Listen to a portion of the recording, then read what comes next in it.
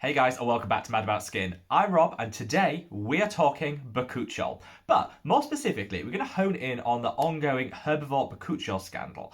That's where HERBIVORE, a brand which I've actually known and loved for quite some time, were found to be advertising a Bakuchiol serum which contained, well, no Bakuchiol. As part of a study done by the formulators of Bakuchiol, they tested a wide range of products which claimed to contain their signature ingredient, and Bakuchiol was found to be missing in action when it came to the HERBIVORE serum. However, I don't just want to talk about that. I want to bring back the positivity and talk about this study which also showed so many other serums delivered amazing Bakuchiol benefits. So, if you want to learn a little bit more about HERBIVORE, but more importantly, talk about those tried, tested and verified Bakuchiol serums which could transform your anti-aging routine, keep on watching. Now, for those of you that are new to skincare, maybe you haven't seen this channel before, you're probably sat there thinking, well, what is Bakuchiol? Never heard of it. Well, it exploded onto the skincare market around 5 years ago and has just grown and grown and grown in popularity.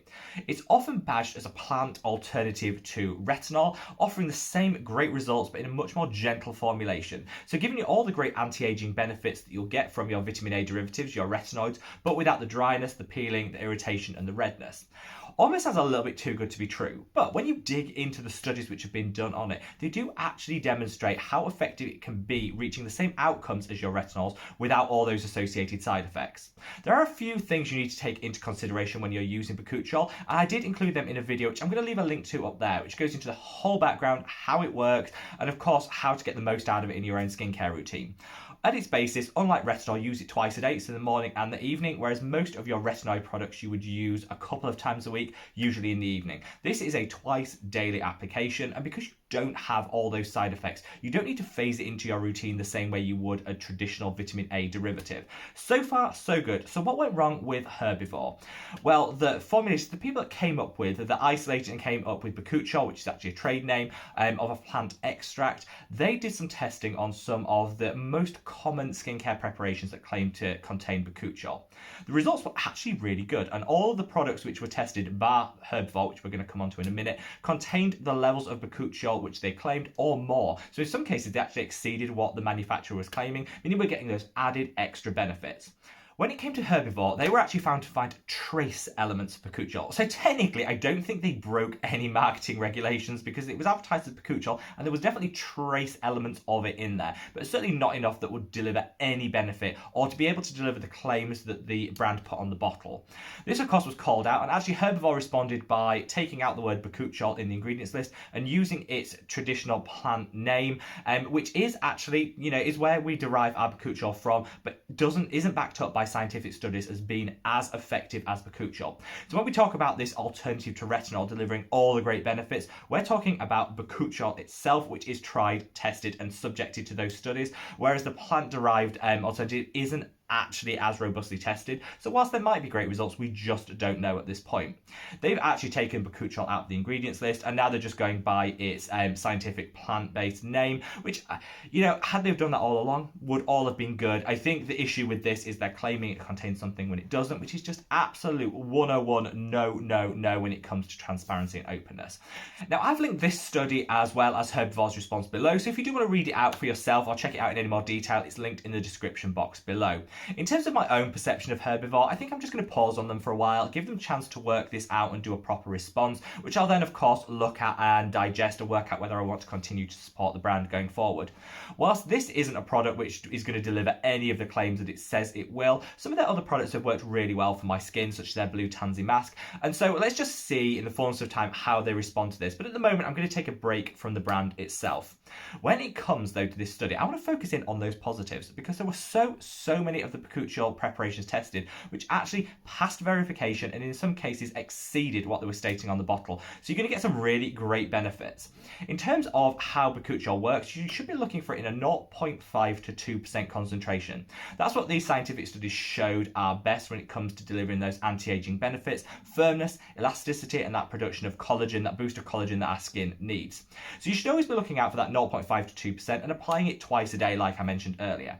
I'm going to now come on to those products products which did pass. So if you're looking for a Bakuchiol in your life and you're kind of a bit stuck as to which ones to go for, these are the ones that I would recommend and have been tried, tested, and independently verified as containing Bakuchiol in a meaningful amount that's going to deliver great benefits to the skin.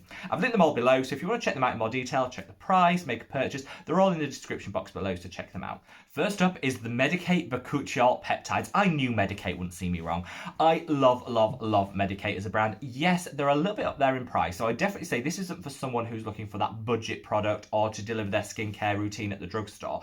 But if you're looking to push the boat out and you're looking for a luxury brand but actually delivers benefits for that extra price that you're paying, Medik8 is such a good place to look. Cruelty-free, like all of the recommendations I'm going to make today. And I actually covered Medik8 in a little bit more detail in a full brand review, which I'll link up there if you do want to check them out. I love their Bakuchiol Peptide Serum because it's so lightweight. Sometimes it can be difficult to formulate Bakuchiol in a really nice lightweight gel formulation. They often come in thicker creams, which doesn't always work for my skin type, which is quite oily. This is in a really nice light serum. It's also packed full of peptides. So this is kind of doing a 2-in-1. If you've already got a peptide serum in your life and you want to add Bakuchiol, you could just bite the bullet, buy this product, and you would then cut out an extra step in your skincare routine. The peptides in here are gorgeous. The formulation is divine. It's got a 1.5% concentration of Bakuchiol, so it's up there in terms of its efficacy and what it's going to deliver for you. And it's been verified as giving the exact amount that the brand quoted on the bottle.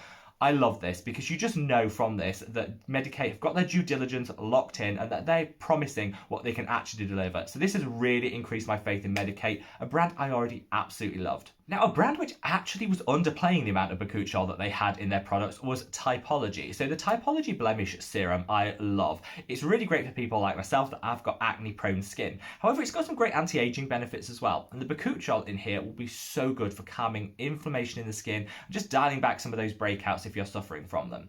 They claimed that it had a 1% concentration of Bakuchiol, and the studies actually showed it was more like a 1.5% Bakuchiol. So this is great because you don't get many side effects from the active. I'm not going to read them for not having the exact amount as claimed, because actually that nice extra amount of Bakuchiol is just going to deliver those results faster, and I'm a huge fan of that. Again, it's in that range of 0.5 to 2% to deliver maximum efficacy, but it's on the upper end of that, so I think you'll get some really great results.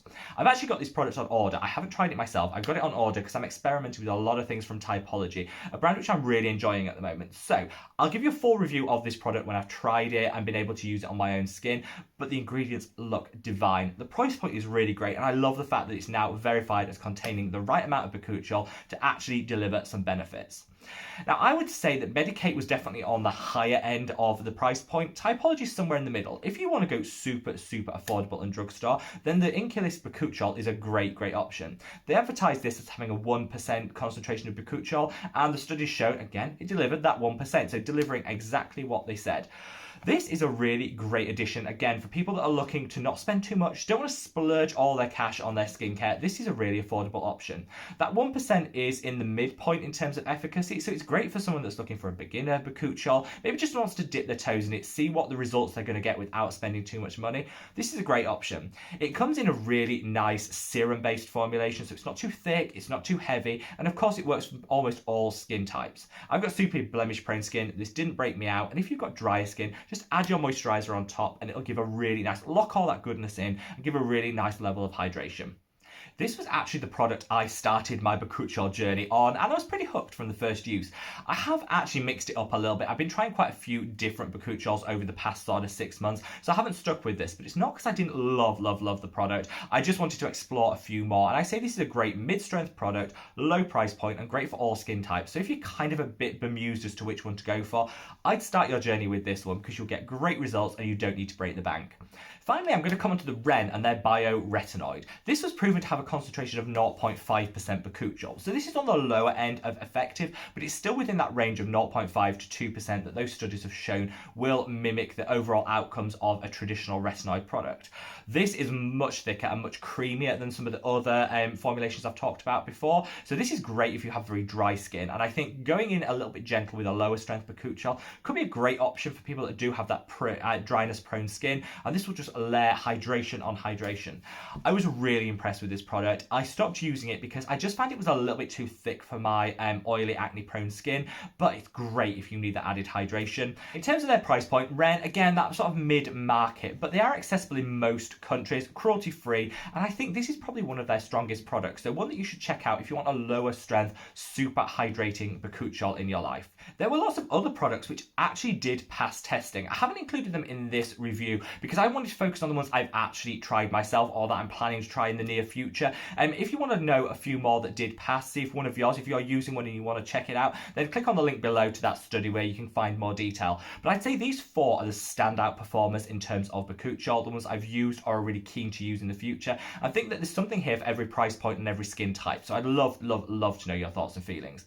I know it might seem like, another skincare scandal, it's another bit of disappointment that we end up landed on us as consumers, and I am disappointed with Herbivore, but sometimes in these studies we fixate on the negative, which is the one brand which failed, without actually acknowledging the positives. This study, what it's actually showing is there's so many great bakuchiol products out there, delivering great anti-aging benefits without all the side effects and the irritation from more traditional retinoid products. And so actually, I think as consumers, we should be celebrating this study and feeling really good about all these brands which I've just mentioned living up to the claims that they're putting on the bottle, and that has to be a good thing. So share your thoughts and feelings below, and wherever you are in the world, guys, stay safe, stay well, and I look forward to seeing you in the next video. Take care.